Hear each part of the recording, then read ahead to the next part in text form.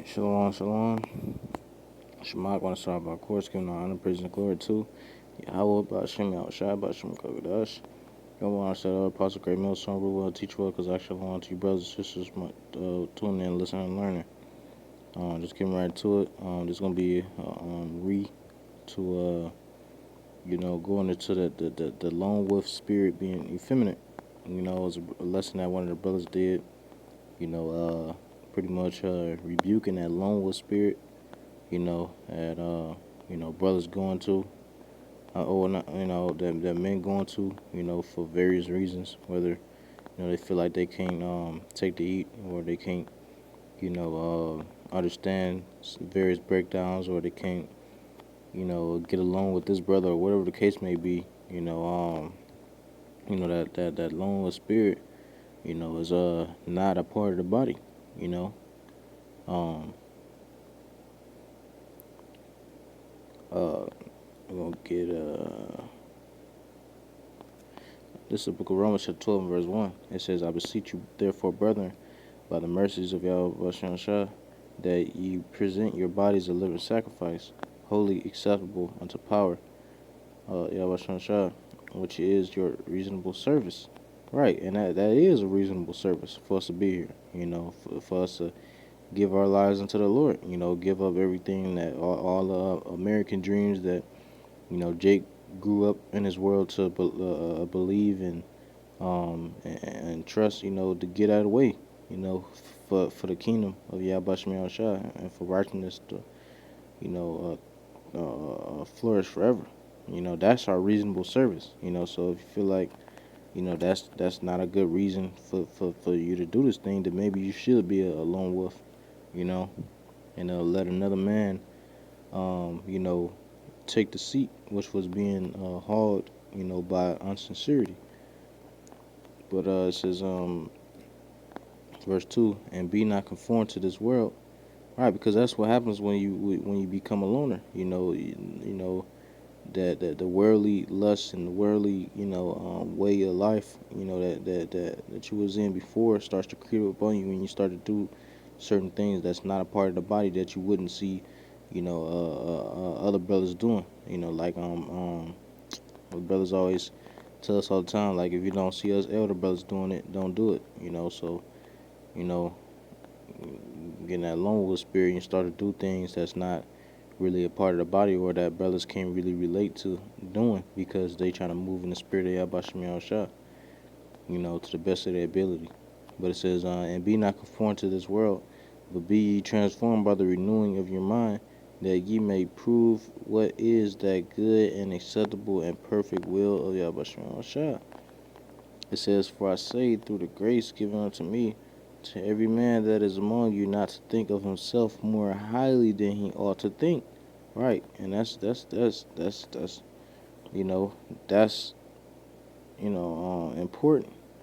That's very important, not to think of ourselves more highly than we ought to think, because for one, it's another brother that can be doing his work way better. You got the apostles who've been doing this. I mean, this is mainly for the young, for the younger brothers to, know, understand that, that lone wolf spirit, trying to be all by yourself.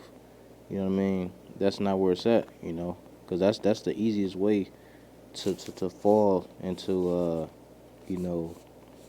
Matter of fact, got a precept to back that up.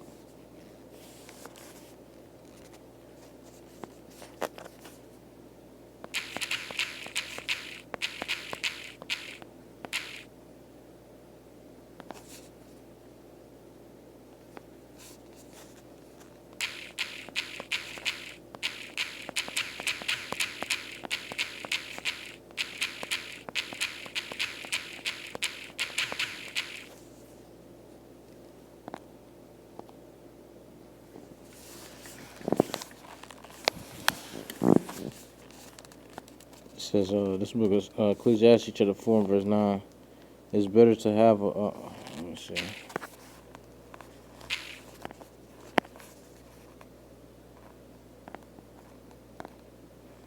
This book of Ecclesiastes chapter 4, and verse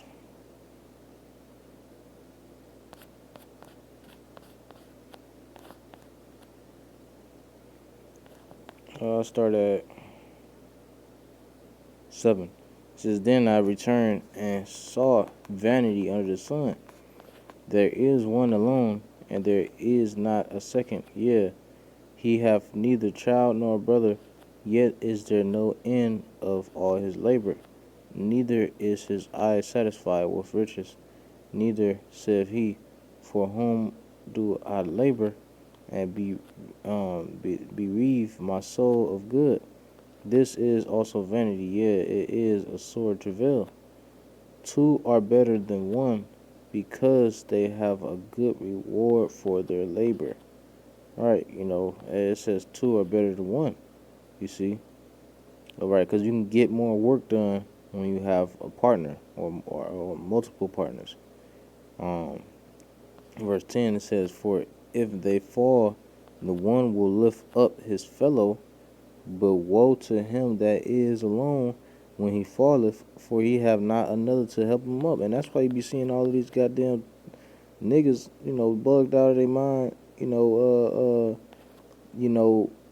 off balance, because of that reason alone, they lonely, they want to be in that lone wolf spirit in that glory, in all its glory, where that's not really where it's at, especially that's not really where it's at, it says, for if they fall, the one will lift up his fellow, but woe to him that is alone when he falleth.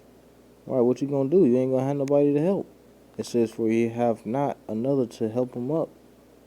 Again, if two lie together, then they have heat, but how can one be warm alone? All right, so hey, and if this is what you want and enjoy, then you gonna enjoy it. Well, you're not gonna enjoy it. In a judgment, in its final judgment, man. Um, Verse 12 it says, And if one prevail against him, two shall withstand him, and a threefold cord is not quickly broken. You see?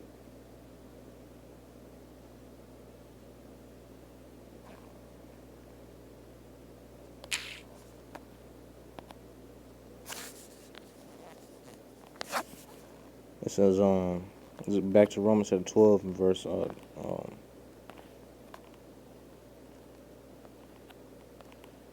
going to start at verse 4.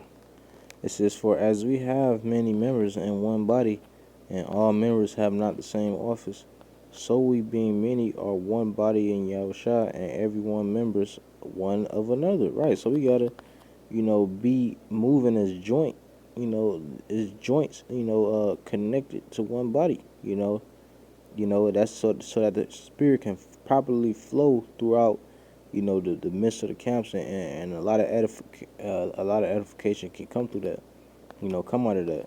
But when you got different faults and busted pipes and this, or better example, when you got one part of the body that's in pain, that still causes a lot of pain for the rest of the body. But that's also why the sifting process is needed, to get out all of the impurities from the body, so that it can live healthily, healthy, you know so that's also why the sifting process is important, because like brother say all the time, you got you do have agents in the midst of GMS, um but it's do time, and it's all to the Lord, whether what is. But it says I'm going back to verse